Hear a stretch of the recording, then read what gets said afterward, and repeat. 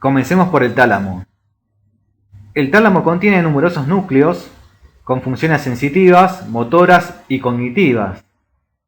Procesa, modula y distribuye la mayor parte de la información sensorial y motora que entra o sale de la corteza cerebral. Seguramente les habrán comentado en clase que el tálamo es una importante estación de relevo para la información que va hacia la corteza o que proviene de ella.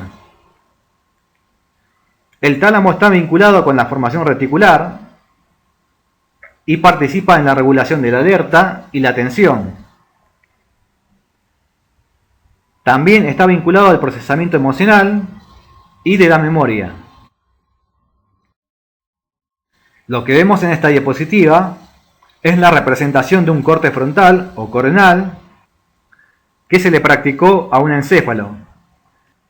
Vemos a los hemisferios cerebrales derecho e izquierdo.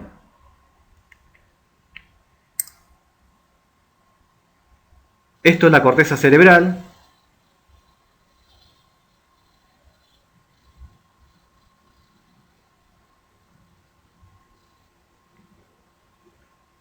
En color verde vemos a los núcleos subcorticales, como el núcleo caudado, el putamen, el globo pálido.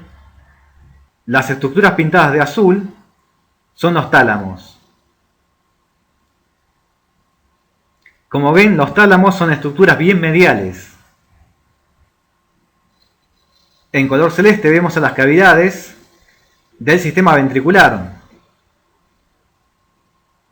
Por un lado, ventrículos laterales, izquierdo y derecho, y por otra parte, al tercer ventrículo. O sea, los tálamos forman parte de las paredes de esta cavidad, o sea, del tercer ventrículo. Nuevamente vemos un corte horizontal de un cerebro humano.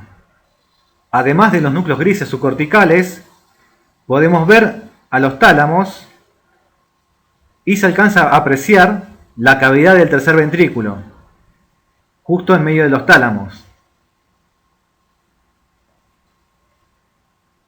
En realidad, cuando hablamos de tálamo, estamos hablando de un grupo de estructuras nucleares. Por ejemplo, el pulviná y los cuerpos geniculados laterales o externos. De estos núcleos volveremos a hablar en otra oportunidad.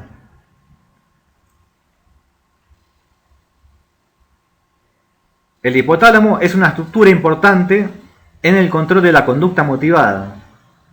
O sea, me refiero a la regulación de la ingesta de agua y alimentos, aspectos de la conducta sexual y maternal. Algunas de sus acciones las ejerce mediante el control de la glándula hipófisis.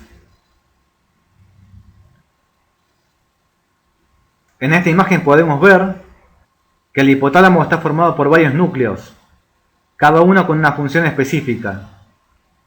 Por ejemplo, en otras clases hablaremos de los cuerpos mamilares y de los núcleos supraquiasmáticos. En la imagen de la izquierda vemos a una estructura blanca mencionada en otra sección de la clase. Me refiero al fornix. Esta estructura contiene un fascículo o haz de fibras nerviosas que conectan el hipocampo con el hipotálamo, más específicamente con los cuerpos o núcleos mamilares que les mencioné recién. Volveremos a hablar de los núcleos mamilares en la clase de memoria. Y en la imagen de la derecha vemos una representación de las conexiones que establecen ciertas neuronas del hipotálamo con la glándula hipófisis.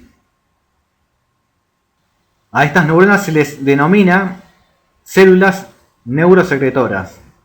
Vemos que las fibras nerviosas de estas células, de estas neuronas, se conectan con ciertos vasos sanguíneos que irrigan la glándula.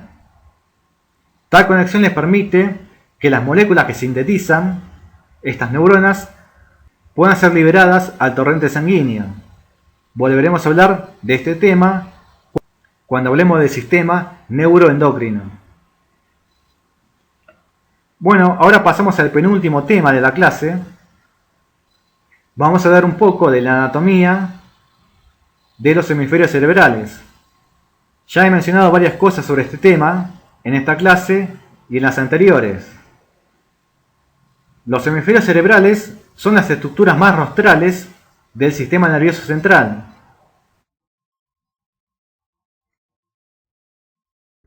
Los hemisferios cerebrales están formados por la corteza cerebral, núcleos subcorticales y, por supuesto, por sustancia blanca. La corteza cerebral se encuentra plegada sobre sí misma. Tales pliegues consisten en surcos más o menos profundos. Algunos de estos surcos cerebrales son muy importantes y tienen nombres propios. Dicho plegamiento de la corteza cerebral se corresponde con una mayor superficie. O sea, si desplegáramos la corteza cerebral, veríamos que su superficie es mayor que la superficie de la corteza cerebral cuando está plegada.